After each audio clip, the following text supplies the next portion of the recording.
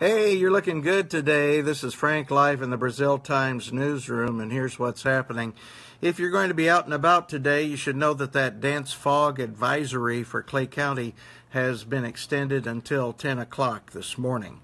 Once again, a dense fog advisory for Clay County extended until 10 a.m. In the news, the Trump administration is greatly expanding the number of people living in the U.S. illegally who are considered a priority for deportation, including people arrested for traffic violations, according to agency documents released Tuesday. The documents represent a sweeping rewrite of the nation's immigration enforcement priorities.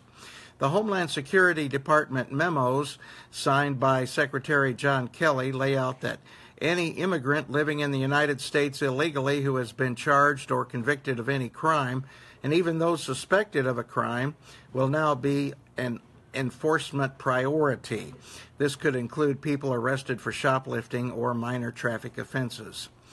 The memos eliminate far more narrow guidance orders issued under the Obama administration that focused resources strictly on immigrants who had been convicted of serious crimes, threats to national security, and recent border crossers.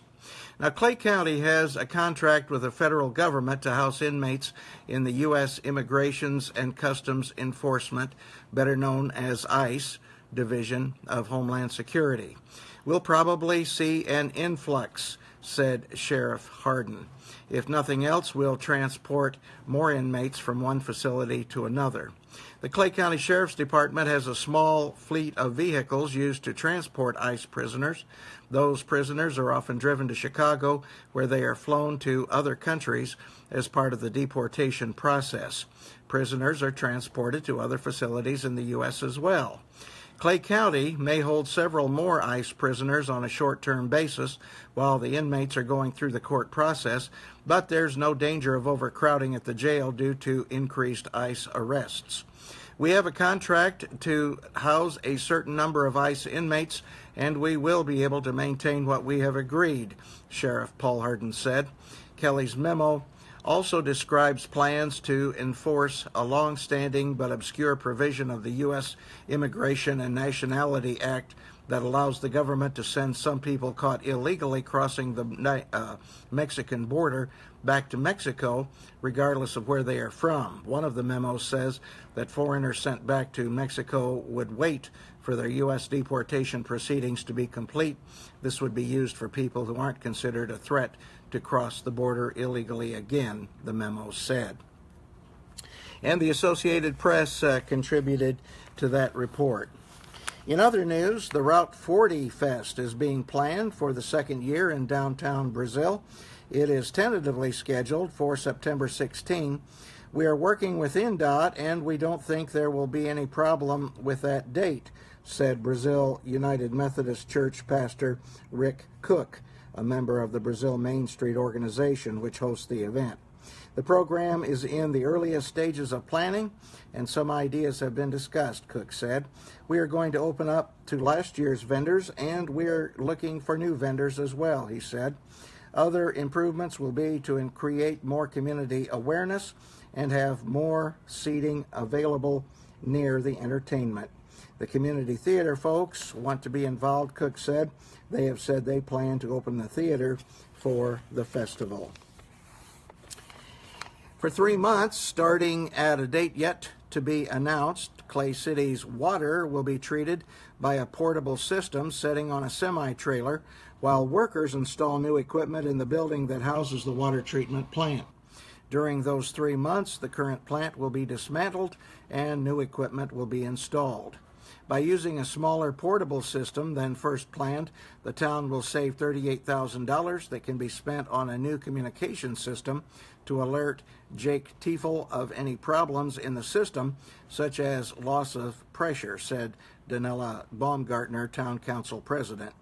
Last week, Tiefel became licensed to operate the Clay City water plant. Currently, the alarm system for the water treatment plant does not send alarms to the operator, Baumgartner said. Baumgartner said the council hopes to save money by postponing some concrete work at the treatment plant until a later date. And let's see here. Parents and students took advantage of a financial aid workshop at Goals Academy Tuesday afternoon. But the help doesn't stop there, as the deadline to apply for Indiana scholarships is fast approaching. This is our only local workshop before the March 10th deadline, said Assistant Director of Financial Aid at Ivy Tech, Jan Benton. The FAFSA free application for federal student aid can be filed any time for help with scholarships and financial aid like the Pell Grant. But to get scholarships using Indiana taxpayer dollars, these forms have to be filed before the deadline set by the state, which is March 10th. Also on the front page today, a 41-year member of the local American Legion was recognized for his service in World War II on Saturday. Luther Wallace Irwin, 92, of Brazil, arrived at the American Legion Post number 2 unaware that he was the guest of honor. "I'm so surprised that someone would do this for me," a tearful Irwin said after being recognized for his naval service and receiving a plaque and a quilt of valor. Hey, we want to say good morning to Earl Hutchison and Mark Graylis. He's here today, and we're glad to see you folks. And let's see, I know there's some other folks here that stopped by, and you scrolled off the screen before I could see who you were. Chad Shopmeyer's here. Glad to see you, Chad. We'll catch you later this morning at Rotary, I hope. And Lori Ann Brown is here. He says good morning. Yeah, good foggy morning to you too, Lori. Remember that dense fog advisory for Clay County is extended until 10 o'clock this morning. It's a regular pea super out there, as our friends across the pond might say. I don't know if they say that anymore or not. Do they? Pea super for fog? I don't know.